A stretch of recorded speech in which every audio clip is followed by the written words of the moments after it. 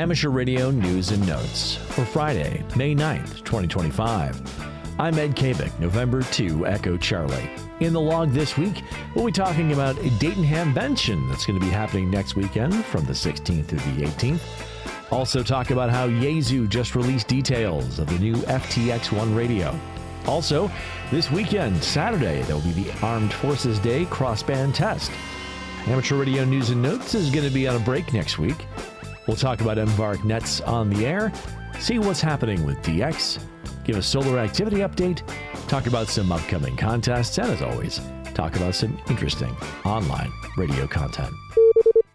Next weekend brings the 2025 edition of the Dayton Hamvention at the Greene County Fairground and Expo Center in Xenia, Ohio. Hamvention is the biggest hamfest in the world, with 35,877 people attending in 2024.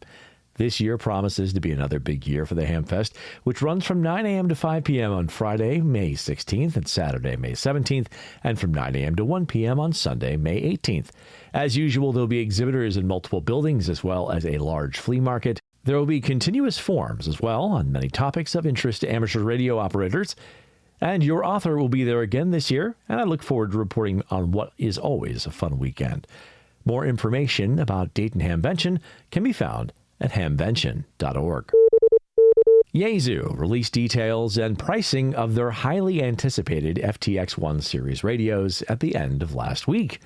The FTX-1 Series is poised to compete against the Icom IC-705 with HF coverage from 160 to 10 meters, VHF coverage on 6 and 2 meters, and UHF coverage on the 70 centimeter band. With the included 6400 milliamp hour battery, the radio can run at 6 watts, and with an external power supply, it'll run at a full 10 watts. The radio has a similar architecture to the FT-DX10 radio, complete with a large waterfall display and digital signal processing features. In addition to the QRP FTX-1 field, they also announced the FTX-1 Optima, which includes the field and adds a 100-watt amplifier for HF and 6 meters and 50 watts for 2 meters and 70 centimeters. The field version is currently available for order from Yaesu dealers for $1,499, and the Optima can be ordered for $1,899. A good roundup of the various features and options can be found on qrpeer.com. A link is in the show notes. Saturday brings the annual Armed Forces Day Crossband test to the air. The Department of Defense runs the event, which is open to all licensed amateur radio operators.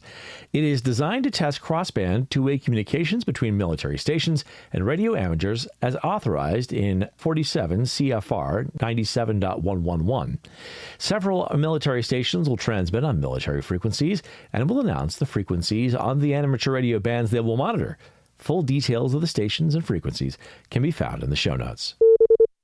Next week, your author will be at Dayton Hamvention in 4 days in May in Ohio, so there will be no edition of Amateur Radio News and Notes next week. The plan is to return the following week with lots of information about what new and exciting things were announced at Hamvention and FDIM. If you'll be out at Hamvention or FDIM and see me out and about, make sure to say hello. Now let's talk about some MVARC Nets on the air. Every Tuesday at 7 p.m. we have our 2-meter FM net that is immediately followed by our C4 FM digital net on the same frequency. And on the weekends we have our MVARC slow-speed CW roundtable on Saturday and Sunday at 7:30 a.m. Eastern Time at 3.565 megahertz, where we go about 12 to 15 words a minute and we'll slow down to whatever speed you're comfortable with. And also the MVARC Cherry Tree net, which is Saturday and Sunday at 8:30 a.m. on 3.920 megahertz lower sideband, and of course, we're always happy to have you join us. And now let's talk about what's happening with DX. There'll be a lot of DX on the air in the next 2 weeks. Yeah, giving you the 2 because I'm going to be away next week. Stations on the air will include Marion Island, Cabo Verde, Falkland Islands, Marcus Island, Minamitorishima Islands, Majuro Atoll in the Marshall Islands, Martinique, Koror Island in Palau, Bonaire, and Antarctica. A calendar of DX expeditions can be found at dxnews.com/calendar. And now it's time for a solar activity update. As we go to press, the solar flux index was 149 and the estimated sunspot number was 84. Over the last week, the SFI stayed about the same.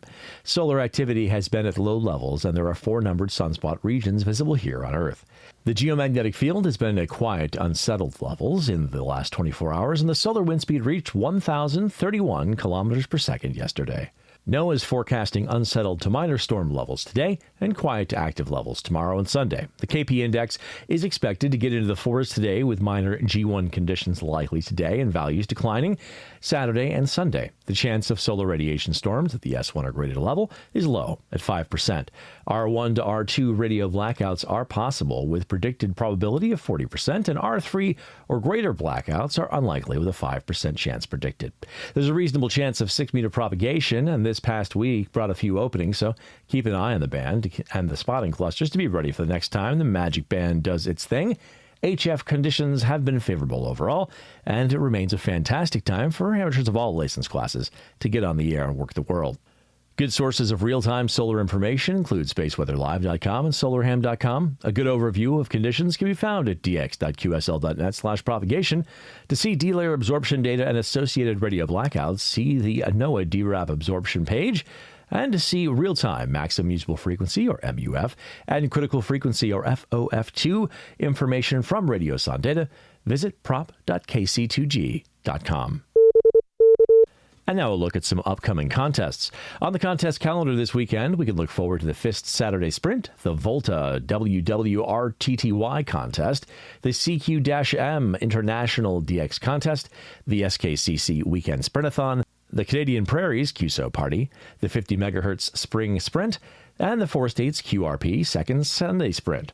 Now, next weekend will bring the UN DX contest, the NZART Sangster Shield contest, the His Majesty King of Spain contest on CW, the EU PSK DX contest, the Feld Hell Sprint, the Arkansas QSO Party, the Baltic contest, the FIST Sunday Sprint, and the Run for the Bacon QRP contest. As always, the K1USN SSTs, the MSTs, and the CWTs will also be on the air. The full contest calendar with events and exchanges can be found at contestcalendar.com. And now let's wrap things up with a look at some interesting online radio content. Dr. Tamitha Skov, WX6SWW, gives her solar report. Christoph, DL1CR, shows off his portable radio design with a QMX. It's pretty cool. Kevin, W1DED, talks to Randy, K5ZD, about how to use a log checking report. Vince, VE6LK, shows us how to duplicate your SD card for the ZBitX, and he also shows you how to enable VNC for the ZBitX.